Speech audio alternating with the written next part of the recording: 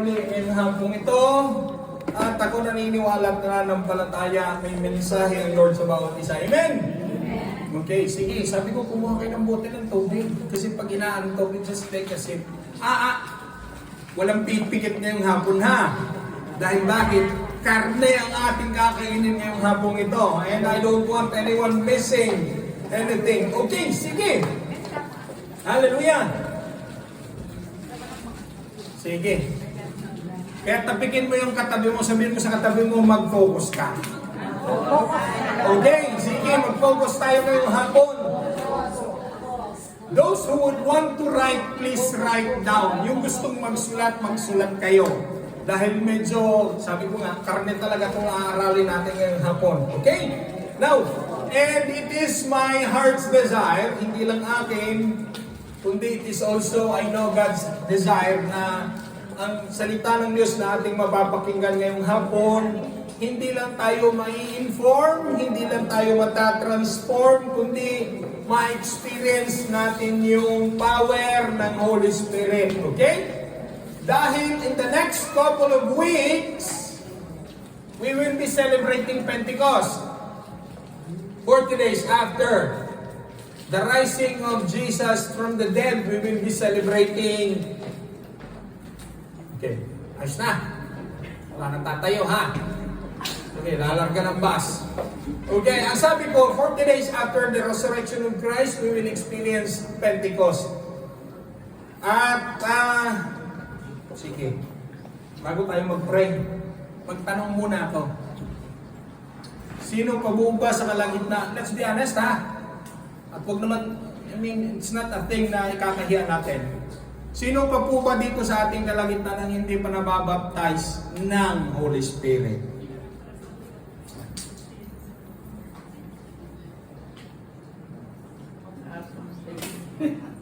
Dalawa lang yan. Oo, hindi. Wala naman sumagot. Sino pa po ba ang hindi nababaptize ng Holy Spirit dito? Ano po ba yun kasi? Ako na-baptize yung sa lago. O baptism mo ng tubig yan. Okay, water baptism ang tawag doon. Pero yung baptism ng Holy Spirit, okay, the process is personal. Hindi po ginagawa ng sinong ministro, ng sinong pastor yun. Kasi it's a personal encounter of the Holy Spirit. Now, kasi ngayong hapon, bago mag-Pentecost, because I've been changing the preaching many times, inihahanda ng Lord ang ating puso, ang ating kaisipan, para pagdating ng Pentecostes, alam natin yung ating tatanggapin. Kaya tinanong ko kayo, sino na po ba dito ang nabautismo ng Holy Spirit? Walang sumagot. Dahil ang iba, hindi kilala ang Holy Spirit.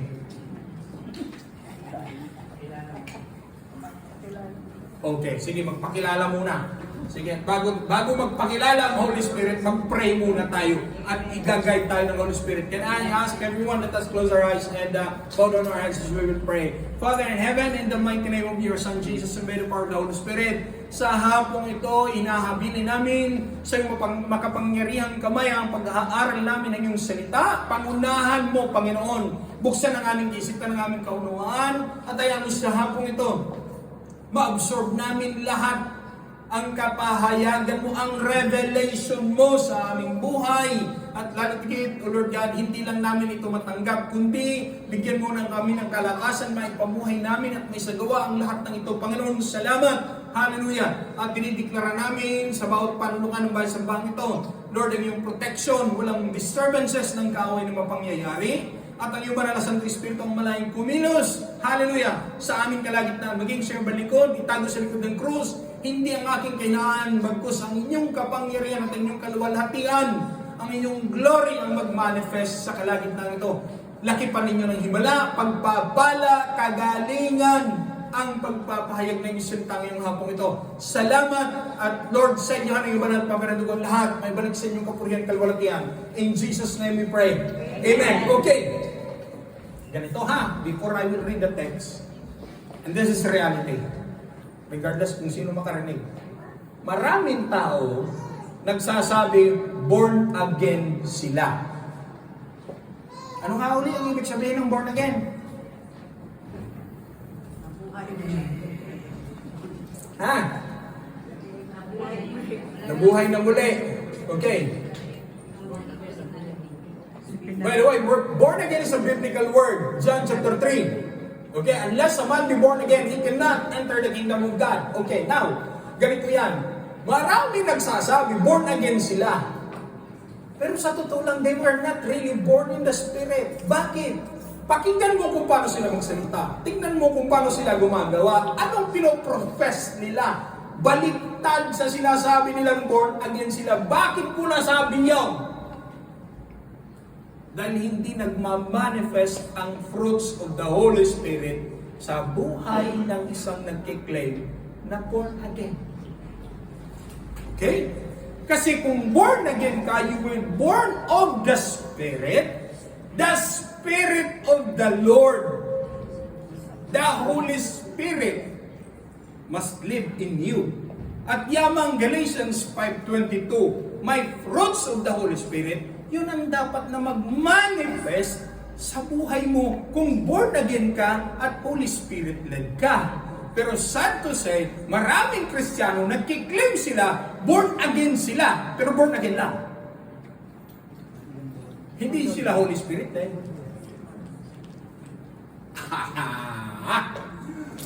Okay, sige. Tapos, ang nakakalungkot, wala kang makita. Ilan ang bunga ng banal na Santong Espiritu? Galatians 5:22. Ilan? Ilan? Ay, niisa mo na. No. Do not laugh at it. Why? Because they are not Holy Spirit led. Ang brand name nila, born again sila, pero they are not really led by the Holy Spirit. Not one of this manifests in their lives. And it's the truth. Sumasama sila sa church. Uma-attend sila sa church. But none of this. At alam nyo ba ito, divided into 3 to ha? Mamaya i-discuss ko. Okay, basahin natin ang ating text. John chapter 14. Sige, buklat ang may Biblia. John 14, 16 and 17. Okay? Si Jesus ang nagsasabi nito. At itong sinabi ni Jesus, umakyat ang tawag doon, paakyat na si Jesus sa langit. Okay? I will read it in my Bible. Tagalog. John 14, 16 and 17. Okay? Ang sabi dito, dadalangin ako sa Ama. Si Jesus ang nagsasalita. Dadalangin ako sa Ama at kayo'y bibigyan niya ng isa pang patnubay na magiging kasama ninyo.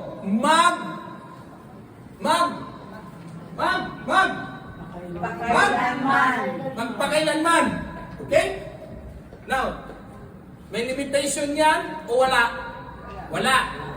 Kasi, forever. Okay? Now, ang sabi, magiging kasama ninyo magpakailanman. 17, ito'y ang espiritu ng katotohanan. Okay?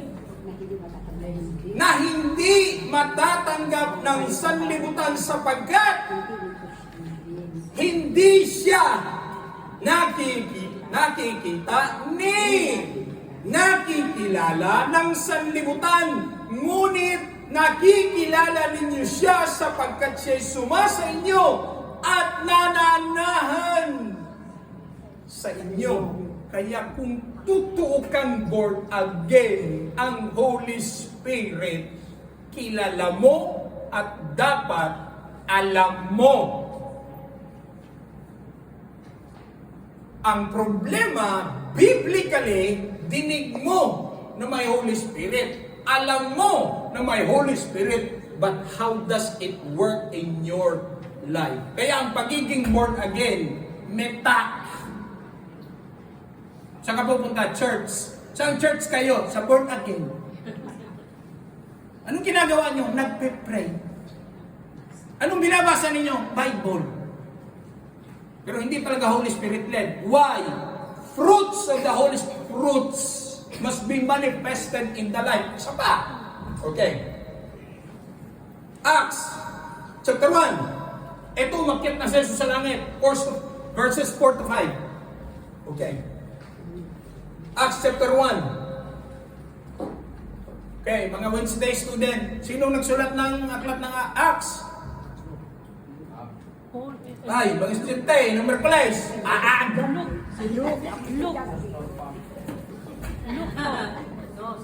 Lucas.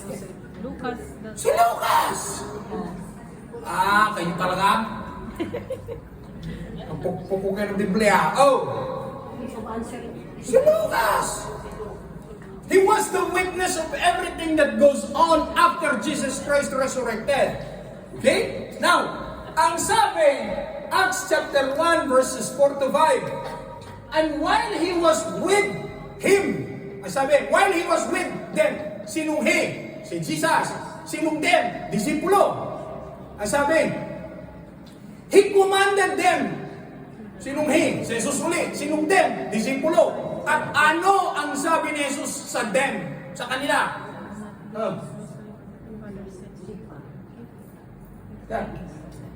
Sige, basahin ko na lang dito. And while he was with them, he commanded them, do not depart from Jerusalem, but wait for what has promised by the Father, for which you heard from me. Sinong me? Si Jesus. For John baptized with water, but you will be baptized with the Holy Spirit not many days from now. Then bakit? Alam ni Jesus, sa araw ng Pentecostes, bababa ang presensya ng Banal na Santong Espiritu. Kaya lang, ibalik natin sa ating unang text, John chapter 14, verse 16 and 17. And I will give an emphasis here. Ang sabi, the Spirit of truth with whom the world was not able to receive, because it does not see Him nor know Him. Kawawa ka ng Christian kung part ka doon sa doesn't know Him and does not see Him. Okay. Kaya ako nagtanong na sino pa ba dito ang hindi nabaptize ng Holy Spirit? Kaya hindi makapag-flow ang Lord sa buhay mo. May kulang. At kaya rin hindi nabaptize ng Holy Spirit, hindi pa kilala ang Holy Spirit. Ang akala natin, ang Holy Spirit nasa Bible lang, hindi. Okay. Ang sabi ni Jesus, ako'y aakyat sa Ama. Okay? And later, I will demonstrate it to you. At ang kasama natin ngayon, sino? Holy Spirit. He is another person in the Trinity. We have a triune God. We don't have three gods. We have one God in three. Kaya triune ang manifestation doon. Klaro? Pero sinabi ni Jesus, I will be with you. Ibig sabihin, hindi lang Holy Spirit, pati si Jesus. Mamaya, I will explain it to you. Okay. Kasi ang aaralin natin ngayong hapon, the Holy Spirit. I would like to introduce to you, ladies and gentlemen, to the Holy Spirit. Kasi maraming Christian, they don't even know. Sa Bible ang tawag sa kanya, Him. Pero sa totoo lang, neutral siya, wala siyang gender. Kasi bakit? Neither anyone sees Him. But He is manifested and His power was manifested. Ngayong hapon medyo, sabi ko nga sa inyo, hindi lang medyo talagang karne. Tapos lecture type. So I want all of you to concentrate, focus, and listen. Okay, now, kung hindi nakikilala ng isang Christian ng Holy Spirit, how ignorant you are. Kaya ang tawag, born again carnal Christian. Bakit? Ang nangingibabaw, hindi prutas ng Banal na Santong Espiritu, udyok ng laman. Hello? Okay, now, sige. Ano ba ang personalidad ng Holy Spirit? Ewan ko sa inyo, kayo nagtuturo Kaya nga kami tinuturuan sige. The personality of the Holy Spirit. Okay. Marami ang hindi nakakaunaw at nakakilala sa Holy Spirit dahil, tignan nyo, sa olden times, in the Old Testament, it was the age of the Father. Sige, sulat nyo dyan sa inyong mga notes. Old Testament, age of the Father. New Testament, age of the Son. New, ang age natin ngayon, after the Pentecost, which is our age now, age of the Holy Spirit. Kaya lang ang problema, ano ba kasi yung Holy Spirit na yung pastor kanilang pinagsasalita dyan? Ipakilala mo sa amin. Yan ang bumuhay sa patay mong espiritu nung tumanggap ka kay Jesus bilang Panginoon sa sarili kapagligtas at hindi sapat na binuhay ng Diyos, ng espiritu ng Diyos ang iyong patay na espiritu na dapat habang binuhay na ng Diyos ang iyong patay na espiritu, yung espiritu ng Diyos na nananahan na sa iyo ang mag-manifest sa buhay mo. Although hindi ko inaalis ang katotohanan na hindi tinanggal ng Diyos ang kalayaan mong mamili. Ang free will mo nandyan pa rin. Kaya lang yung free will na yan must be subjected to the will of God. Dahil nung exhorter dito kahapon, siya, pili kayo, maglilikod kayo, hindi. Kaya sabi ko kahapon, takas pa, takbo pa. Sa kakatakbo mo, ang pinitik ng Lord sa'yo, walis ting-ting lang. Gusto mo ngayon pitik ng Lord sa'yo, dos por dos.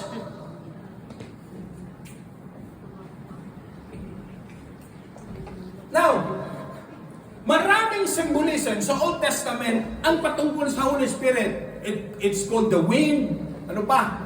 The fire, ang daming mga pangalan sa Kanya. And I would like to dwell, at alam natin the Holy Spirit is real. Okay? Sige. At maging kayo mga kabataan, I want you to learn and to understand because ang inyong paglilingkod nakabase dito. Okay? Sige. Ang personality ng Holy Spirit, makikita, dahan-dahang i-discuss natin ito, dahan-dahang lulutang yung personality ng Holy Spirit. And I would want to present to you the deity. Ano ba yung deity? The divinity of the Holy Spirit. Okay, now, first, ano ba ang pangalan na binigay sa Holy Spirit? Names, divine names given to the Holy Spirit. He was also called God. He was also, naalala niyo si Ananias? In Acts chapter 5, verse 4. Anong sabi ng mga disipulo? How can you lie to the Spirit of God? So, nangangahulugan, although we have one God in three, nakita niyo yung triangle? Okay? Kahit saan parte niyo titignan, triangle yan. Tama? Pag inalis ko ang isang anggulo, hindi na siya triangle. So pag inalis ko sa equation ang anggulo ng Holy Spirit, God the Father, God the Son lang. Tama? Walang anggulo ng God the Holy Spirit. Hello? Kasi kung titignan mo siya, one God in three. Hello? Okay. Now, ang Holy Spirit possess divine attribute. He is also omnipresent. He is also omnipotent. He is also omniscient. Okay. Ang works ng Holy Spirit, marami. Sa creation, Genesis chapter 1 verse 2. Don't you know that the Holy Spirit is involved in the creation? Genesis chapter 1 verse 2. Sa Genesis chapter 1 verse 1 and sa Genesis chapter 1 verse 1 and 2, isama mo ang 1. Okay na to. Okay na. In the beginning, God, sinong God? Father. Created the heavens and the earth. Now the earth was formless. Darkness covered the surface. Teka sandali. Ano ibig sabihin nito? Ano ibig sabihin? Ha? Wota. Awanan. Awan, wala. Okay. Empty means nothing. Tama? Bakit meron to? Kung empty. Water. Read the statement. Now the earth was formless, empty. Darkness covered the surface. Pero bakit may... If it is really empty, dapat wala kang makita nito. Hello? Kanina, in the beginning, God. God the Father. Okay. John chapter 1 verse 1. In the beginning was God. The Word was God. The Word was with God. And the Word became flesh. Tama? Ituloy-tuloy natin yung John. Kaya sabi ko sa inyo, huwag kayo kukurap eh. Kung totoong sinabing empty, dapat wala nito. Ano sabi ni Jesus? Siya ang tubig na? Tubig na? Nagbibigay? Buhay. Ano ang basic element for life to come? Water. And that symbolizes Jesus. Kaya lang si Jesus dito, form pa lang ng water. Hindi pa si Jesus. Wala pang Luke chapter 2 Maria, magbubuntis ka at maglilihi ka, magbubuntis mga anak ng batang lalaki, pangangalan mo, Jesus. Luke chapter 2 yun. Ito Genesis chapter 1, verse 1. Hello? Oh, tapos. Okay na kayo ha? Dakurdo na ha? May God the Father, may God the Son. Anong sunod?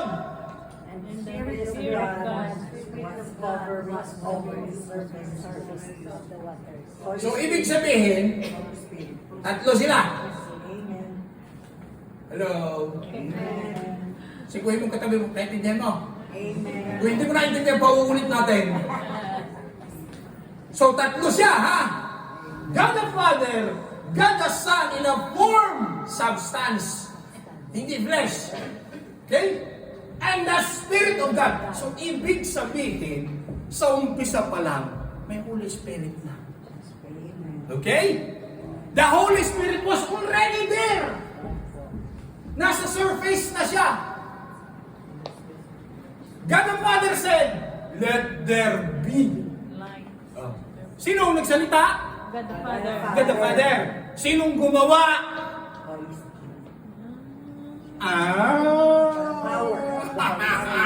Pwede? Amen. So it was the three of them in action. God the Father released the word.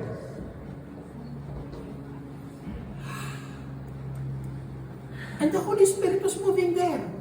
Hinihintay lang ng Holy Spirit, ni-release ng Ama ang salita. Ang salita nagkaroon ng forma, let there be. Kaya ang sabi ng Holy Spirit, okay, let's move. I will move. At nagkaroon na. Ang sabi ng Bible, at nagkaroon na. Sa lahat ng diniklara ng Diyos, magkaroon na. At nagkaroon na. It was the Father that was declaring the Word through. Who is the Word in the Bible? Jesus. Pronto. Amen. Okay, sabi ko sa inyo, huwag kayo kukurap, ha? Creation yan. Now, sa regeneration, in John chapter 3, verse 5 and 8, sa regeneration, sapagkat ang bayad ng kasalanan ay kamatayan at ang kaloob ng Diyos sa pamamagitan ni Kristo Jesus ay buhay na walang hanggan. So, ni-regenerate tayo ng Holy Spirit. These are the works. Hello? Works of the Holy Spirit. Unless someone is born of water and capital letter S yan, ha? Holy Spirit yan. He cannot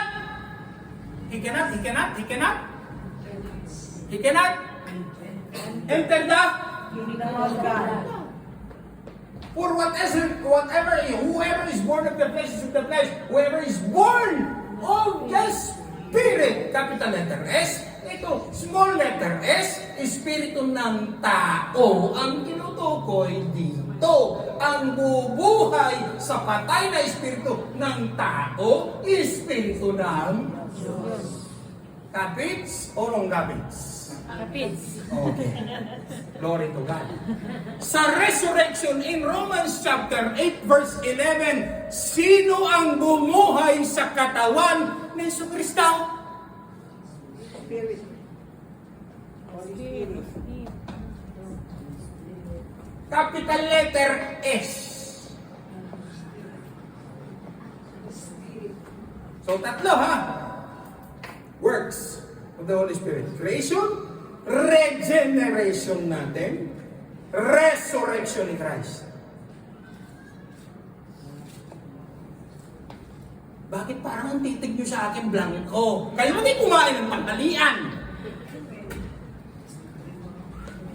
Nag-iisip ko, dinadigest yung sinasabi ninyo. Siya itong malalim. So, klaro, ang sabi, basahin ko ha. And if the Spirit of Him, sinong Him? Spirit, Holy Spirit, who raised Jesus from the dead, kaya ang bumuhay kay Jesus.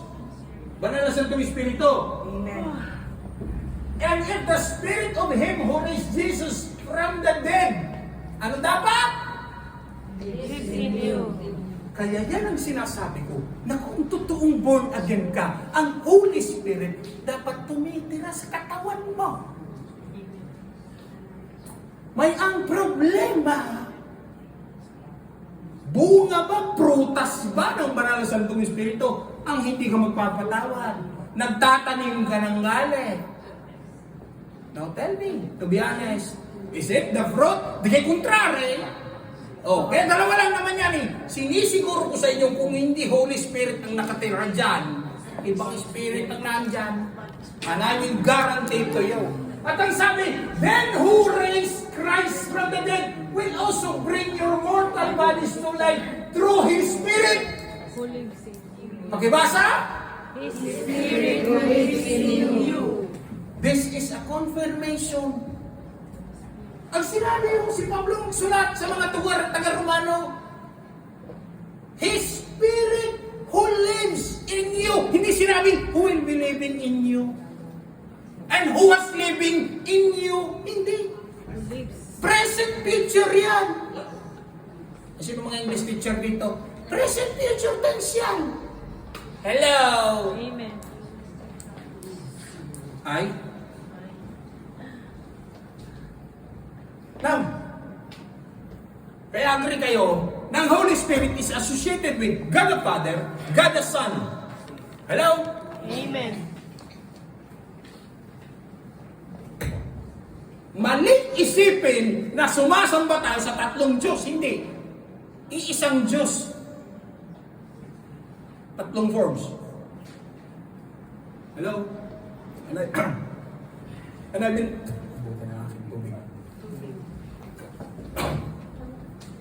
And I've been reading other theological concepts. Maraming religion, they only worship the Father. The Father. How can you be saved if you worship only the Father? Yahweh, Jehovah. Alam niyo bang the Holy Spirit in the Old Testament was also called Jehovah? How can you be saved? Mamaya, papaliwanag. I-demonstrate ko na lang. Okay. Names of the Holy Spirit. Ano ang iba't ibang pangalan na tinawag sa Kanya? Okay, ganito ha. Sandali. Ako na magsasabi sa inyo. Kahit balibalik-tarin nyo yung Bible nyo, ang word na Trinity, hindi nyo makikita sa Biblia. Okay? Let it be clear. You can never precisely find the word Trinity in your Bible from Genesis to Revelation.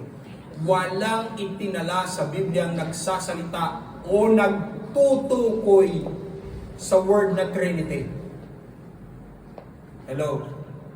But in John 14, the entire chapter, they are mentioned, the three of them. Ano, saan lumabas ang pangalang salitang Trinity? The word Trinity is a theological terminology invented by man. Ano na, Pastor, kung gano'n wala sa Biblia, hindi natin dapat paniwalaan. Tama kayo. Okay, bababa ako ha. Naliwanag ko ito kahapon, pero yung mga pinaliwanagan ko, hindi nakaintindi. Kaya ipapaliwanagin ko ulit. Ang buwan, bago nagkaroon ng tao, di kayo may buwan na. Amen. Hello. Amen. Okay, umagri naman kayo sa akin. Mayroon lang kausap. Bago nagkaroon ng tao, may buwan na. Tama? Amen. Sinong nagpangalan sa buwan na buwan? Ha? Who called the moon? Ako. How? Di kayo sinabi ng Biblia, pangalanan mo lahat, i-dominate mo lahat. Tama. Pangalanan niya Genesis. Lord, help. Bago nagkatao, may buwan na. Tama. O, sino ang nagpangalan sa buwan? Buwan. Tao. O, di ba? Pareho siya sa Holy Spirit. Bago nagkatao, may Holy Spirit na. Bago nagka-Holy Spirit, may Trinity na. God was powerful before even you experienced God's power. God was already a healer before you already experienced His healing power. Amen. Amen. God was already gracious before you experienced God's grace. Amen. In the foundations of the earth, it was God who decided for our salvation.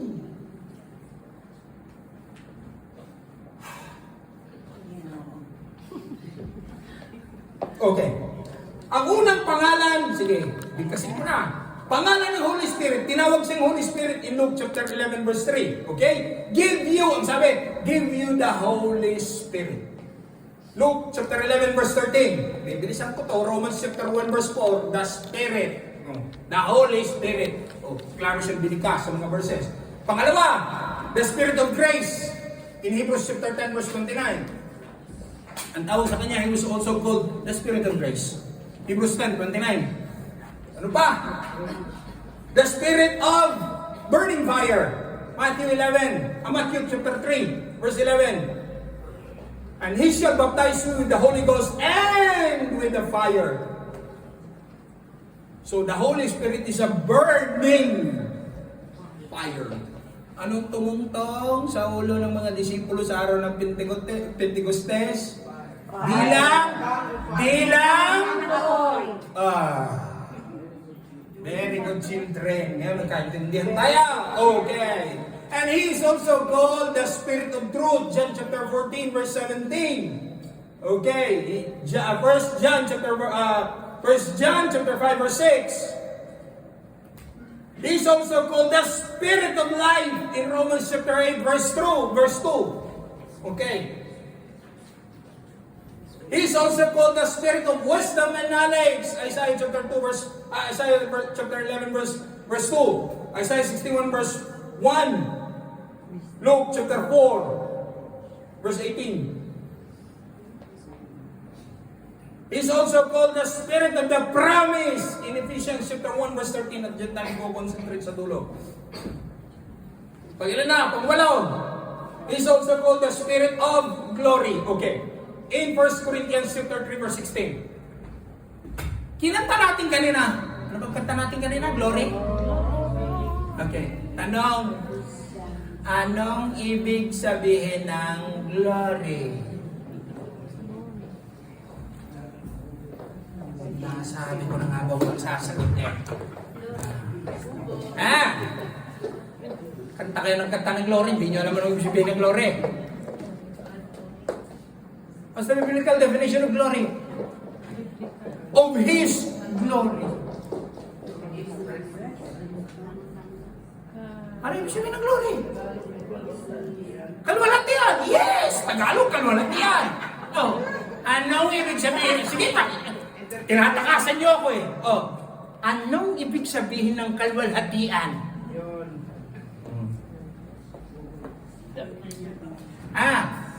The word glory defines the character of God.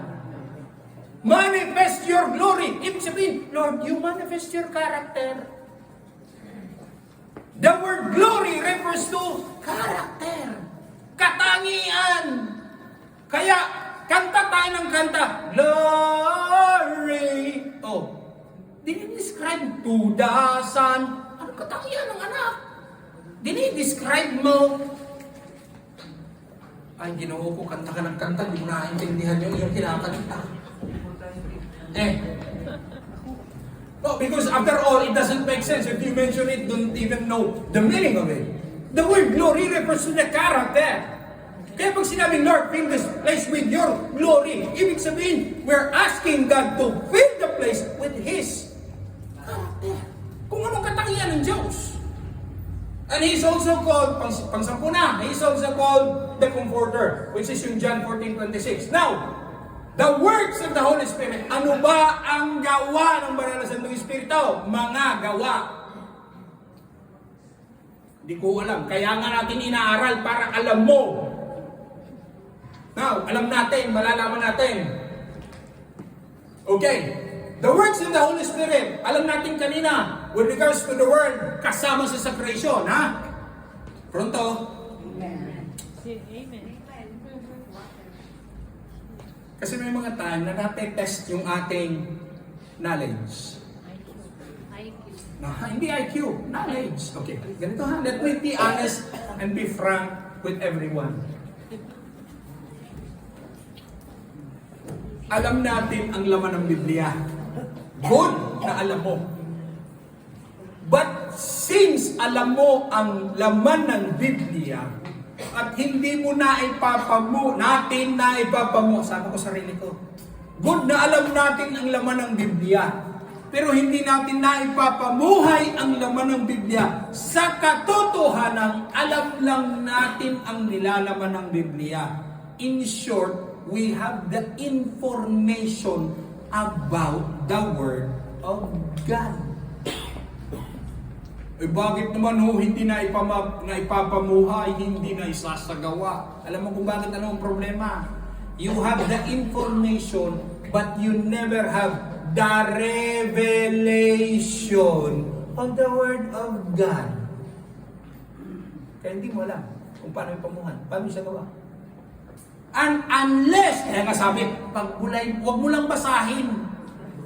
Ano sabi ng Diyos? Kay Joshua, dili-dilihin mo ang aking salita araw at gabi. Pagbulay-bulayan mo, nangangahulugan. It doesn't only mean alamin mo lahat, basahin mo. Because once you read this, you have the information. But you need the Holy Spirit to act of what is written here. Kasi kung walang revelation ng Holy Spirit, ang nakasulat dito, hindi mo kailanman may sasagawa.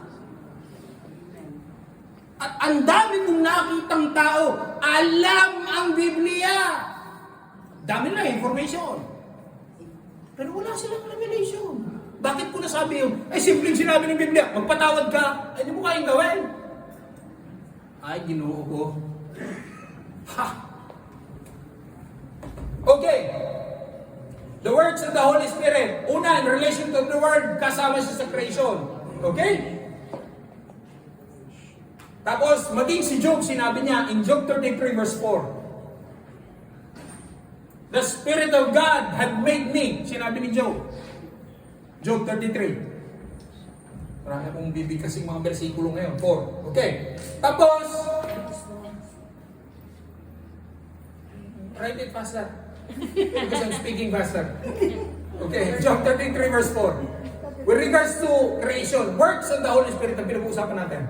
Okay, with regards to humanity, okay? John 16, 8 to 9. Ito, 8 to 11, anak pakilagay. Pagdating sa ating mga tao, ano ba ang trabaho ng Holy Spirit? John 16. Verses 8 to 11. Okay. When He, sino bang He na yan? Anak, Tagalogin mo na lang pagpapura.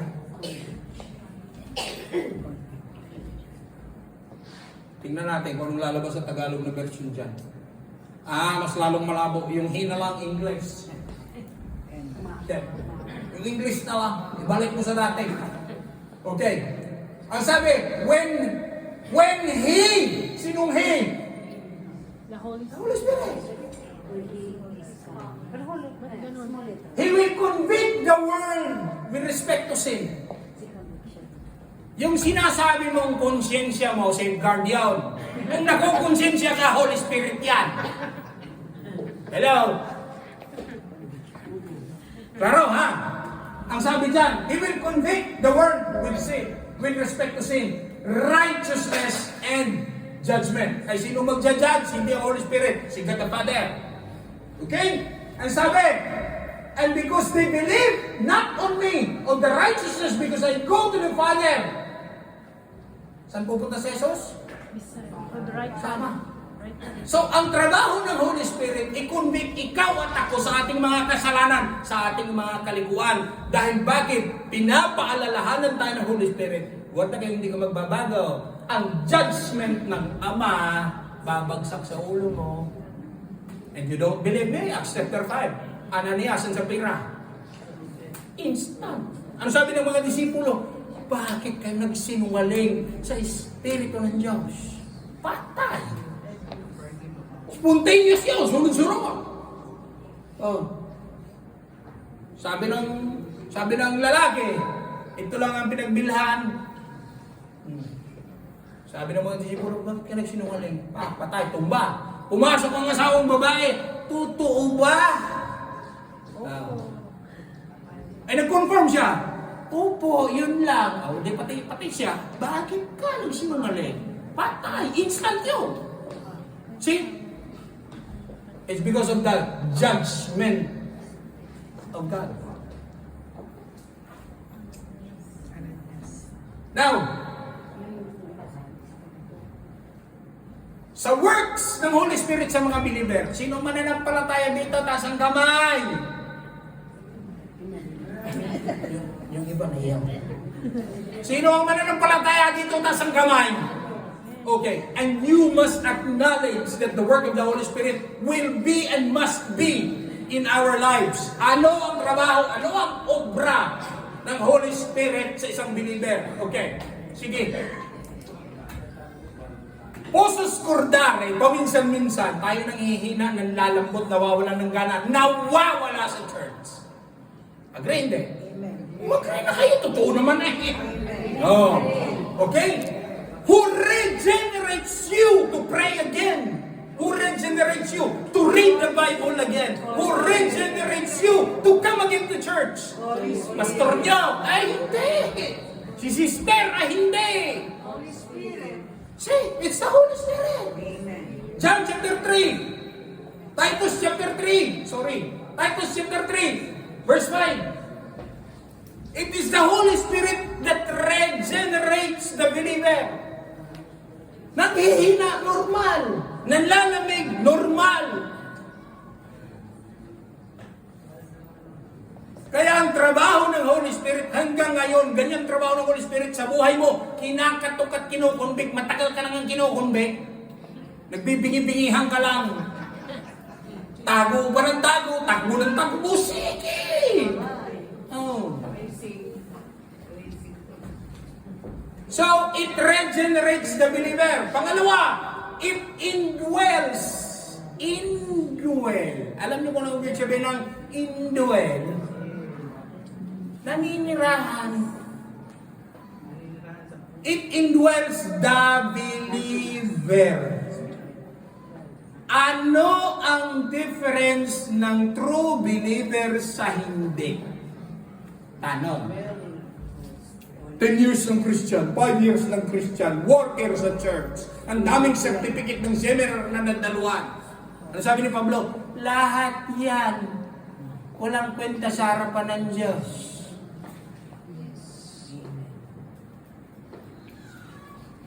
The Holy Spirit must indwell each and every one of us. 1 Corinthians chapter 6 verse 19. Our body is considered the temple of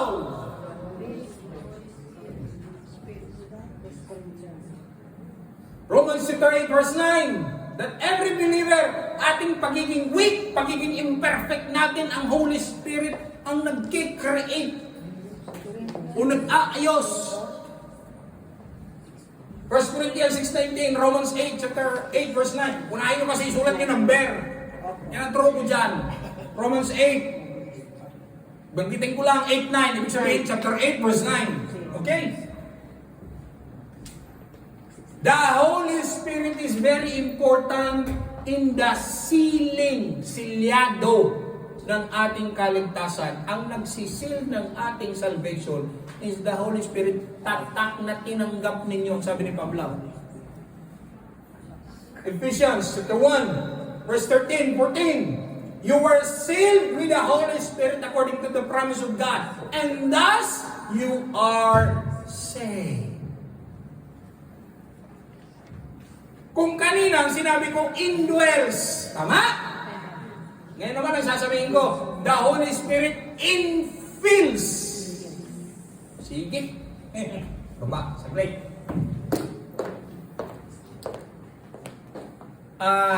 Kanina, sinong nag-devotion kanina?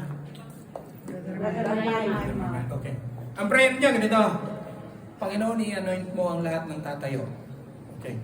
Don't you know that the other terminology used, diversified word for the word anoint is to infill. Okay? Kaya lang, mas komodo tayong gamitin i-anoint kaysa sa i-infill. Kailangan po ba yan sa isang believer? May indwelling na? Yes, of course. Kasi kahit nag-i-indwell na ang Holy Spirit, anong sabi ko kanina? Nanlalamig, natitisod, nawawala. Sinong nagre-reignite? Nagre-reconvict? Holy Spirit. And once na nanlamig, ang mag-i-infill sa'yo uli, sino? Holy Spirit. At lalo tigit, there must be an infilling kapag may competing pinapagawa ang Lord sa atin. Not by might, nor by power, but by the Spirit of God. Kaya kayong mga kabataan, malayo-layo pa inyong tatakbuhin. Always ask and always be dependent on the power and move of the Holy Spirit because you cannot do it alone. I'm talking about my experience for the last 19 years bilang pastor. Now, okay, ito po yung discussion natin. There is a difference between possessing the Holy Spirit and being filled with the Holy Spirit. Okay? Kasi ganito yan. Hindi nyo napansin. Ang word na ginamit ko, possessing ng Holy Spirit, hindi naman namomoses ang Holy Spirit eh. Okay?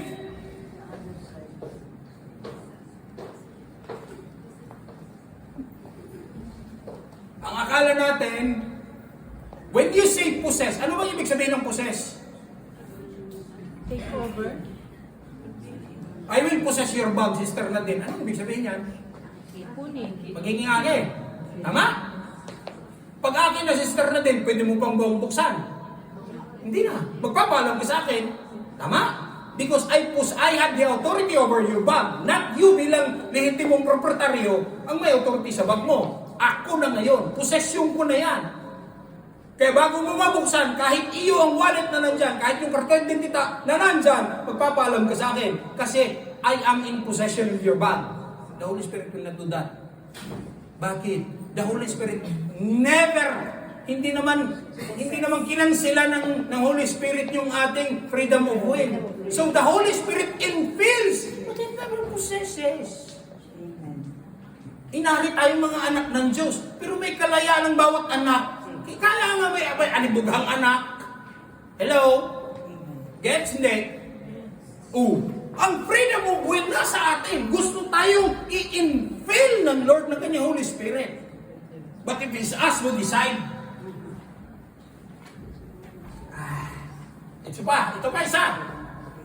Many are baptized with water, but not everyone are baptized with the Holy Spirit, and I can attest to that. Agree kayo? At least sa ganyan, agree tayo lahat. Okay, ano pa? Okay. Although it is the will of the Lord for us to be filled by the Holy Spirit, or as you term it, be baptized with the Holy Spirit, kaya lang, ang baptism of the Holy Spirit, infilling of the Holy Spirit, anointing of the Holy Spirit, term it with whichever way you want it to be. Dinidesire sa puso yan. Okay. Tanong, ang boteng ininuman ko ng kape, kunyari nilagyan ng kape to, ininom ko. Okay? So ininom ko lahat ng kape, di wala nang laman. Tapos gusto mong uminom ng tubig. Will you use the same bottle as ginamit ko pag inom ng kape? Tanong. Hello? Obviously not. Anong gagawin mo? I-rinse mo muna. Otherwise, kung lalagyan mo siya ng tubig, ang tubig, hindi lasang tubig. Tubig na lasang kape. Tama? And that's how the Holy Spirit works in our lives. Kaya nga may blood of Jesus to rinse the bottle of water para yung lasang kape maalis. At bahala ka kung anong gusto mong ilagay, tubig o coke or juice or whatever. Pero yung former laman, dapat nire-rinse muna. Kaya nga ang ginagamit pang rinse, blood of Jesus. Hello? Okay. Lahat ng worker, taas ang kamay. Taas! Nahihiya pa eh. How? Magagawa ka ng Diyos. Tapos hindi pa tinasang kumpal. Ay nako. Kung nagpapatuto ka, naghahayag ka sa salita ng Diyos, manggagawa ka ng Diyos. Ang sabi sa atin ni Jesus, tagadala tayo ng ilaw at asin. As long as nakikita ang alat sa buhay mo at ang liwanag, manggagawa ka ng Diyos. Tama? Now, understand this, workers of God. Okay? The Holy Spirit empowers. From to, okay. What do you mean the word? Ano ba ibig sabihin ng empower? Hindi nagbibigay ng power. Alam ko na po nung iniisip niyo. The word empower means, ano? Nangangahulugan na wala kang kakayanan, binibigyan ka ng Diyos ng kakayanan. Dalawa yan. Sa buhay mo bilang mananampalataya at sa paglilingkod mo bilang mananampalataya. Ang siste kung minsan, umaapaw na ang empowerment ng Lord sa buhay mo, ayaw mong maglingkod.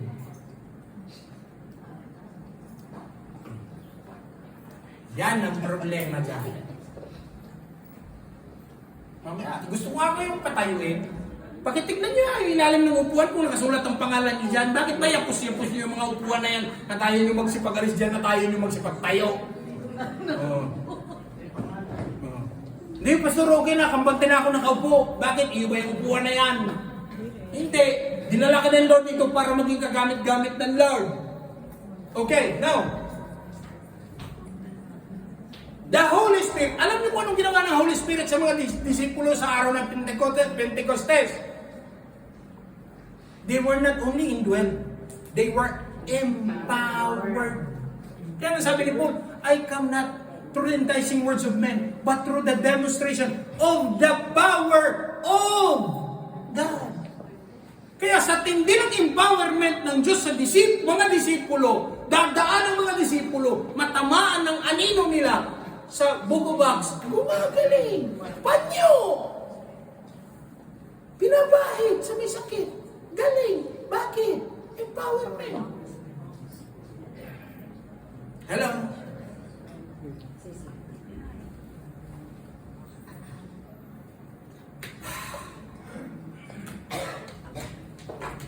Galatians 5:22, fruits of the Holy Spirit. Sige, anak, pakilagay. Kaninong fruits? Holy Spirit. Kaninong fruits ulit? Holy Spirit. It is divided into 3 clusters. Pronto? Okay. Now, sige ha. Look at the screen. Para isa na lang yung reference natin. Sinabi ko, the fruits, prutas. O paano ba yung prutas? Di ba may piling-piling? Kung sa saging yung matatawag. Okay? It is divided into 3 clusters. Okay? Sulat niya dyan sa inyong mga notes. Basahin natin yung unang tatlo. But the fruit of the Spirit is love, joy, and peace. Okay. This cluster is towards God. No? God. The first cluster of the fruit, love, joy, peace, it is towards God. Okay?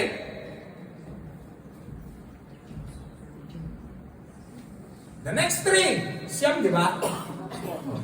The next three. Asa? 1, 2, 3.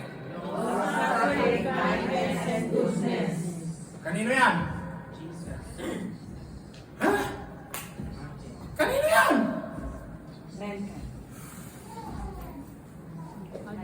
Neighbor. Sabihin mo sa katabi mo, para sa iyo yan.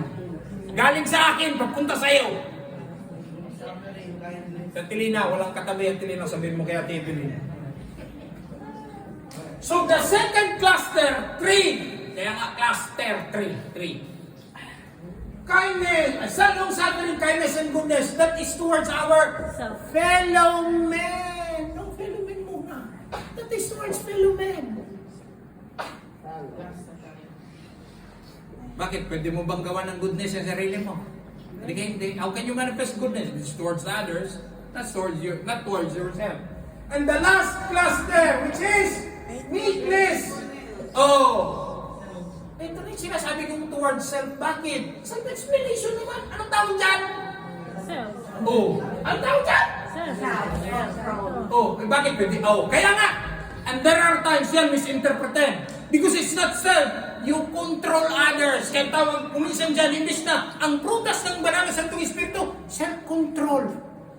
Hindi. Other control. Kinokontrol mo yung iba. You love it's true. So the last three, faithfulness, meekness, and self-control. It is towards ourselves. Hello. Kaya per favore, huwag ka mangontrol ng iba ha. Huwag ka magkumanda, huwag ka magdikta, huwag ka mag-impusta. Bakit?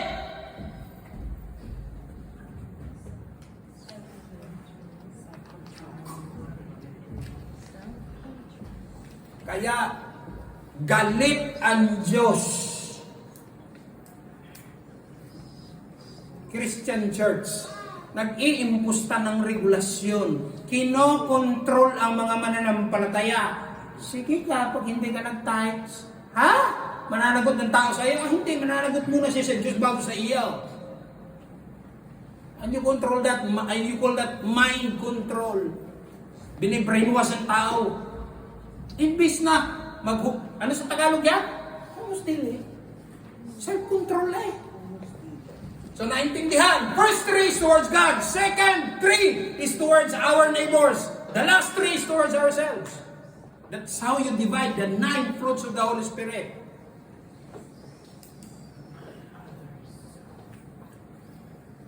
Wag naman na nawasahan puro lang tayo sulat-sulat po, walang demonstration, walang manifestation dito. Naku, talo tayo niyan. Sige. Oh! The Holy Spirit guides the life of the believer. Ang tawag mo dyan sa English, conviction. Bakit? Nangungunbik ba ang Holy Spirit? Ay, manirampuri ka. Siraan mo. Utangan mo. Oh. Kaya yung sinasabi ko, born again matatawag. Tapos, ano? Baliktad ang kumbik. Ay, pagkawari ko, pag kinukumbik ka ng ganyan, paninirampure, backbiting. Haha. Okay. Sige. Kaya dito mga worker, anong purpose ng anointing? At lahat sila nakatingin sa akin. Lord, anoint me, tatayo ako bukas. Tapos, hingi ka ng hingi ng anointing. Ano ang purpose ng anointing? Karamihan naman lang dito, nakatayo na dito. Karamihan naman lang ginamit. Anong purpose ng anointing?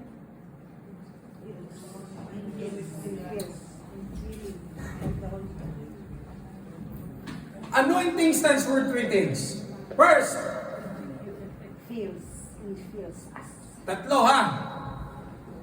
Maintindihan natin. Hingi tayo ng let the Holy Spirit anoint my life. Para ano? First, for knowledge and teaching. 1 John 2:27. Wala akong kaya ng mag-share. Oh. Alam ko wala kang kaya ng mag-share. Humingi ka ng anointing ng Holy Spirit. Ang Holy Spirit ang magtuturo. Gagamitin ang buhay mo. Ang Holy Spirit ang magturo. Gamit ang buhay mo. Okay? So the first purpose of anointing is for knowledge and teaching. 1 John chapter 2 verse 27. Second, pangalawa, for service. Wag na wag kang hihingi ng anointing kung gusto mo lang manalo sa sweepstake. Wala yan sa listahan ng Lord. Because it's not true. Okay? At kung ayaw mong tumayo at wala kang kabalak-balak tumayo, per favore, huwag kang humingi ng anointing. Because the second purpose of anointing is for you to serve God. At ang magbe-benefit sa service mo sa Diyos, kapwa mo mananampalataya.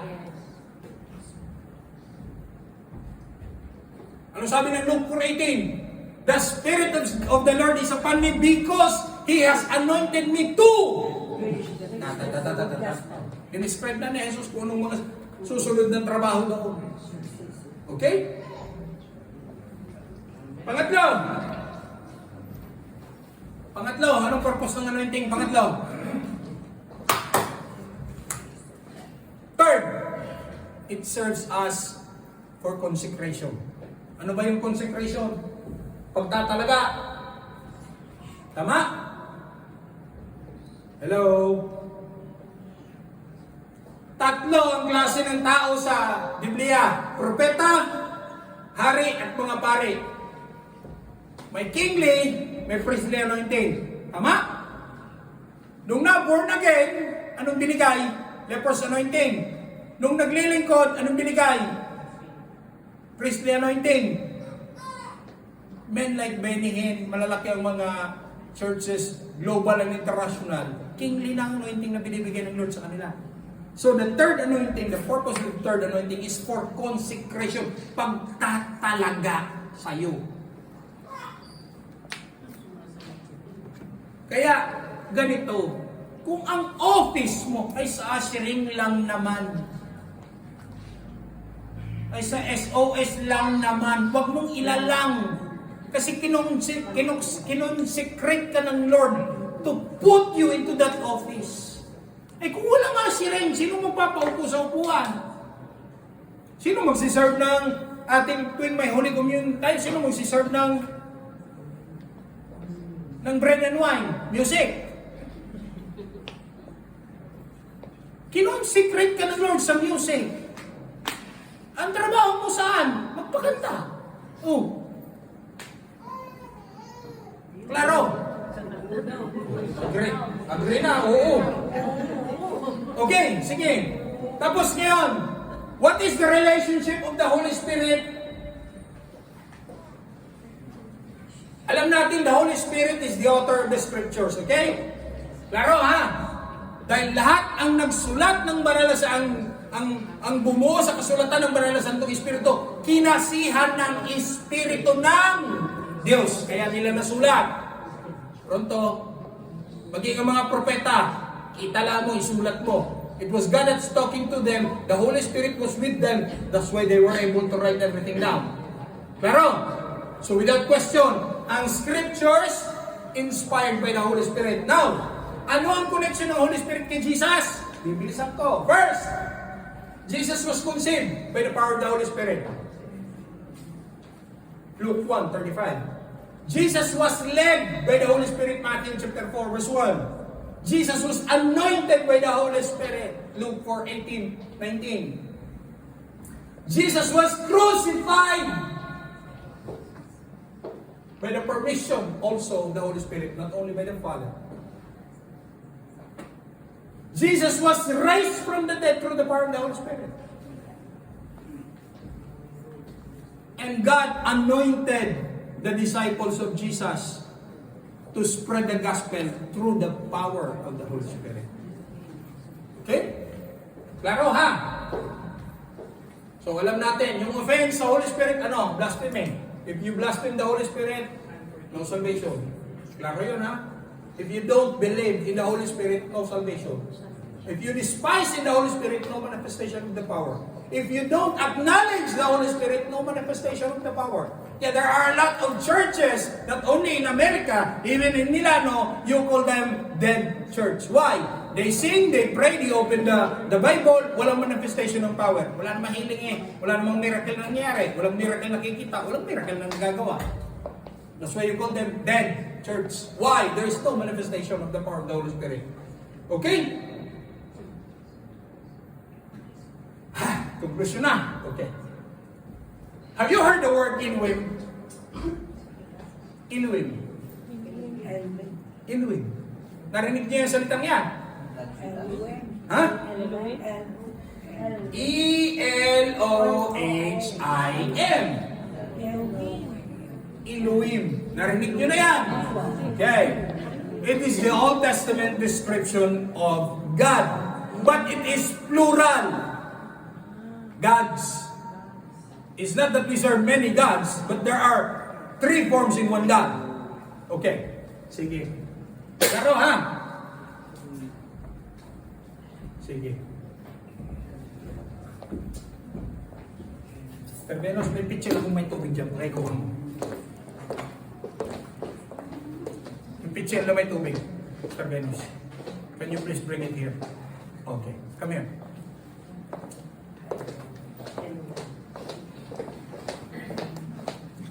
Kasi nangako ako sa Bible class na ituturo ko yung doctrine ng Trinity. This is part. Pero huwag kayo mag-alala because gusto kong ituro. Harap to, per favor. Anong hawak ni Sister Venus? Pitchel. Anong laman? Tubig. Kung aalisin ko ang pitchel, nahahawakan ba ni Sister Venus ang tubig? Hindi. Bakit? She can never grasp the water. Tatanggalin ko ang takip ng pitchel. Gusto kong hawakan ng tubig at dadalhin ko kay Brother Maymay. Pwede kaya? No. Because why?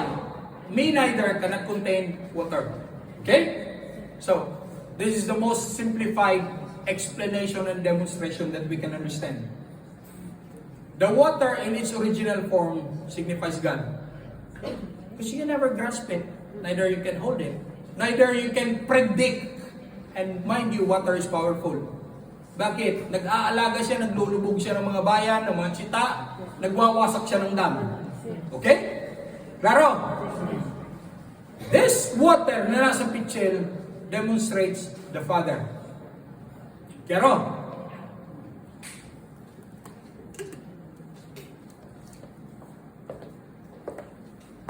Tanggal mo na. Sorry na. Pakidala mo yung yellow dito. Yung maliit. Yung maliit. Yung isa. Para magkasya sa pitchel. Dalawa yan. Okay. Sige. Okay. Yan. Dalhin mo dito. Mr. Marietta, dalhin mo yan dito. Nasa plato. Yan. Okay. Sige, dito tayo. Ba't walang sinelas? Hindi na tayo sasayaw ng tiniglan. Okay. Sabi ko sa inyo, walang kukurap para maintindihan nyo. Now, saan nagmula ang ice? Tubig. Okay. Ang original is tubig. Can I hold water? No. Can anyone possess water? No. Can we bring water? No. Okay. Ang sabi, in the beginning was God, and the Word was with God, and the Word and God was one, and the Word became. Kaya ang ginawa ng Diyos, He freezes Himself for 33 years para siya na Diyos. Eto, kung kanina ang tubig, hindi ko pwedeng dalhin kay Brother Maymay. Hindi ko kaya hawakan. Ngayon, kahit wala ang plato, pwede kong dalhin kay Brother Maymay. Jeez, pareho ang substance. Magkaibang tawag. Anong tawag mo dyan? Water in a pitcher. Ang tawag mo dito? Anong original form? Water. See? Gets? Klaro, ha? Okay. Ang sabi, and I will be with you forever. Paano naging I will be with you forever? Ikay aakyat ka upo sa kanan ng Ama. Mr. Mercy, pakidala yung kitel.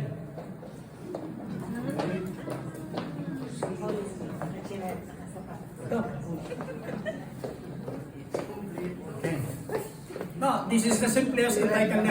Ito, hiram ko na illustration ito. Now, pag nilagay ko ang ice sa bulitore, anong mangyayari sa ice? Evaporate. Magme-melt. Babalik siya sa urit. Sinabi mo mag-evaporate. Bago siya mag-evaporate, magiging tubig muna siya. Babalik siya sa original form niyang tubig. Tapos, pag hinayaan nating atseso ang bulitore, anong mangyayari sa tubig? Mag-evaporate. Tama? Now, ganito. Won't you believe me if I tell you, ang vapore, potente. Ang mga unang treno at mga unang sasakyan, paano pinatakbo? Vapors. Hello? Hahayaan ko ang bulitore na ang ice nasa loob. Ang sabi ni Sister Nadine mag-evaporate. For as long as there is water inside, there is evaporation. Maya-maya lang, pagbukas mo, magugulat ka. Saan nagpunta ang tubig? Nag-evaporate. Tama? Agree kayo? Oh. 3 different forms originates from one single substance, which is water. Okay. Ang sinabi ng ating text, sabi ni Jesus, at ako'y aakyat, babalik sa kanan ng Ama. Oops, din kasi, sorry. Babalik siya sa Ama. So from a solid state, he goes back to the Father. Kasi ang sabi niya, for the Father and I. Tapos ang sabi ni Felipe, Lord, show us the Father. Anong sagot ni Jesus? Philip, if you have seen the Son, you have seen the Father who has sent me.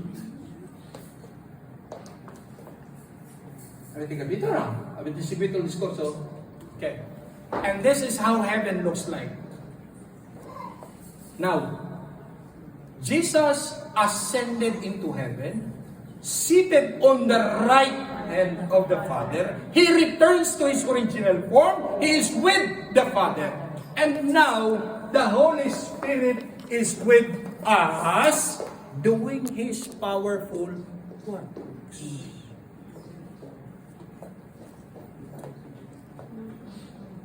Dito kapitulo, illustration. Amen. Chiaro, ha? Amen. Kaya hindi mo pwedeng sabihin, ano ho yung Holy Spirit, hindi ko naintindihan yan. Ang sabi ni Jesus, I will be with you till the end of age. Eh, paano? Bumalik na siya sa Ama. Paano niya sinabing, I will be with you? Kasi ang laman nito, tubig pa rin. Iba lang yung format. Holy Spirit. Sikuhin mo yung katabi mo. Naintindihan mo? Amen.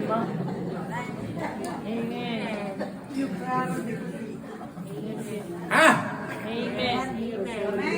Okay, sige, thank you very much. Now, ganito. Last and final demonstration. How does the Holy Spirit works in the salvation ng isang Kristo? Dali, bago ko itutuloy, sabi ko lang tatayo eh. If you will miss something here, you will never get anything here. Hayaan nyo na lang yung reaction dyan sa pixel. Otherwise, mag-aalaga yan dyan. Kaya pakihayaan nyo na lang po dyan. Okay.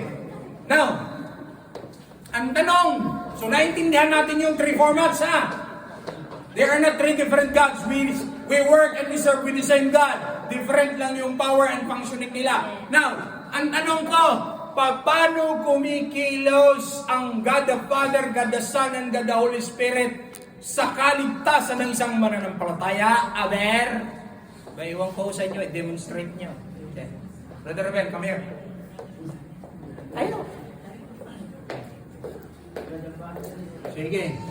Ephesians chapter 1 verse 3. In the beginning, before the foundations of the world, the Father decides for our salvation. Okay? He represents the Father. Okay? Hello? Pero? Angelo, come here. Okay. Ito, huwag ka masyadong lumapit. Okay.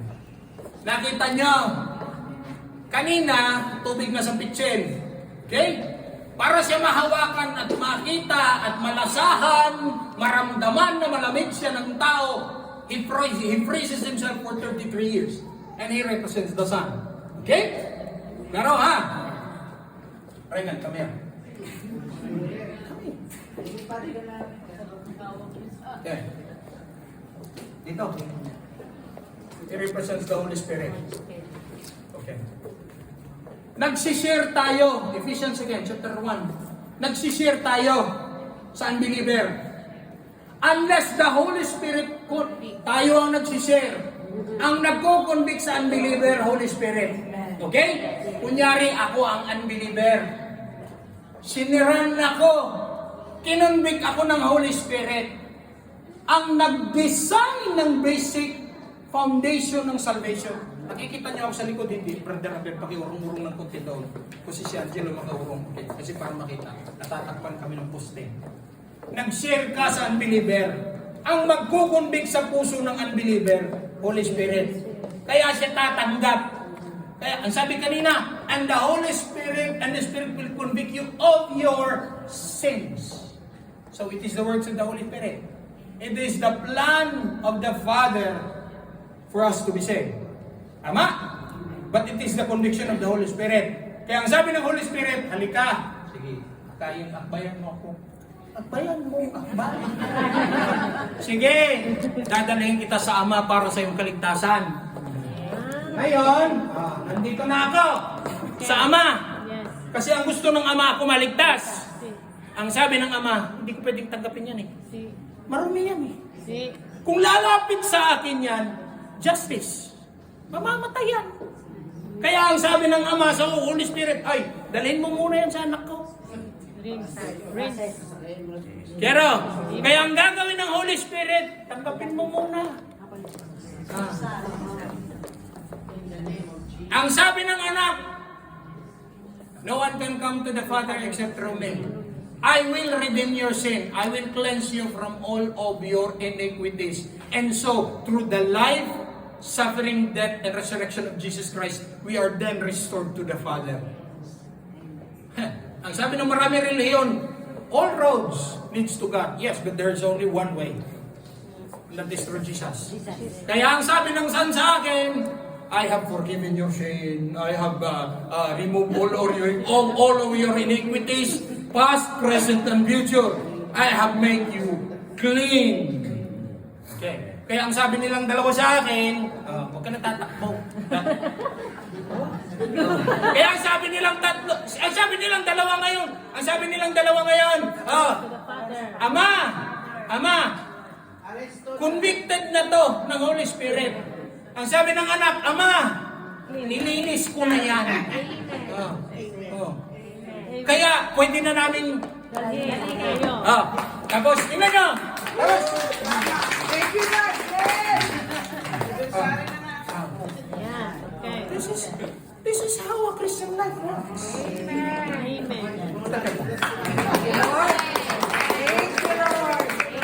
Ganito ang buhay ng isang Kristiyano. Nobody can attack you. Why? Because in every angle, there is God that is working. Hello? Amen. Ang Diyos Ama ang nagtakda ng iyong kaligtasan, pero hindi ka makakalapit sa Ama hanggat hindi ka dumadaan sa anak. Pero hindi mo matatanggap ang anak hanggat hindi ka nakukonvict ng Holy Spirit. Amen. Kaya ang buhay mo ngayon bilang mananampalataya are protected in all angle of your life. Alam niyo kung bakit pinahawak ko silang tatlo ng kamay? Sabihin mo sa katabi mo, kaya ikaw, huwag kang tumakas. Wala kang And that's why your Christian life is full of tragedy and trouble because you tend to Tapos, nandyan sila, Christian ka, dito ka. See? Uwi ng Pilipinas. Iiwan ng Holy Spirit sa deposito Bagalyan. Uwi ng Pilipinas. Ang sabi, huwag kang makipamato. Tapos pagbalik Nakalimutang i-claim uli yung iniwan.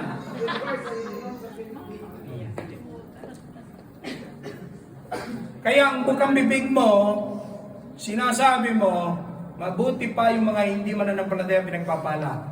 How dare you tell that you claim Christian? See? Nandun sila. Dito ka. See? Oh. Alam mo! Ang tawag sa kanya, He's the Son. He's also called the Word, capital letter W. Alam mo ang Word. May knowledge ka, kagaling mo nga magsalita. Pero walang conviction ng Holy Spirit. Hayag ka ng hayag ng salita ng Diyos. Ay sabi ng Holy Spirit, ayusin mo muna buhay mo. Nakakahiya, testimony mo. Kaya ang sabi ng Ama, paano kayo i-bless niyan? Eh nandito kami, nandun ka. And all of three of them are out in your life.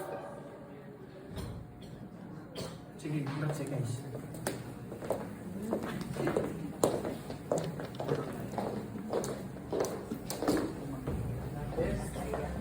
Can we give a clap of the ring to the Lord?